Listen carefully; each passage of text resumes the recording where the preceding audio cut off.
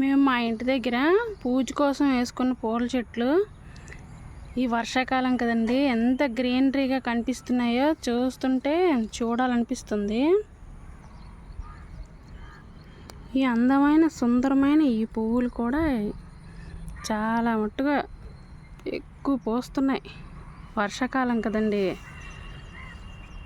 ఇది నందివర్ధనం అందరికీ తెలిసిందే.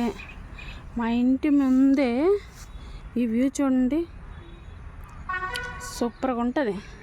మార్నింగ్ టైం అంతా చూడడానికి చాలా బాగా అనిపిస్తుంది. కానీ టైం ఉండదు కదండి. మార్నింగే అన్ని పనులు చేసుకోవాలి. అన్ని పనులు అయ్యేసరికి ఎండ వచ్చేస్తుంది. ఇంకేంటి అలా అలా చూసుకుంటూ ఎంజాయ్ చేసుకోవడమే టైం దొరికినప్పుడల్లా. ఇది మా ఇల్లు. ఇవి ఒక రకం పువ్వులు కదండి. ఈ పువ్వుల పేరు అయితే నాకు అంతగా తెలియదు. మీకు తెలిస్తే కామెంట్ చేయండి. నా వీడియో కనుక నచ్చితే లైక్ చేయండి. ఇవి కూడా నాకు అంతగా తెలియదు ఈ పేర్లు. నాకు తెలిసి విష్ణు పువ్వులు అంటారనేసి అనుకుంటున్నాను, అంతే తెలుసు. ఇది పారిజాతం చెట్టు. ఇంకా పువ్వులు రాలేదు, మొగ్గలు కూడా రాలేదు. ఇవి కార్తీక మాసం స్టార్ట్ అవుతాయి కదండి, అందుకనేమో.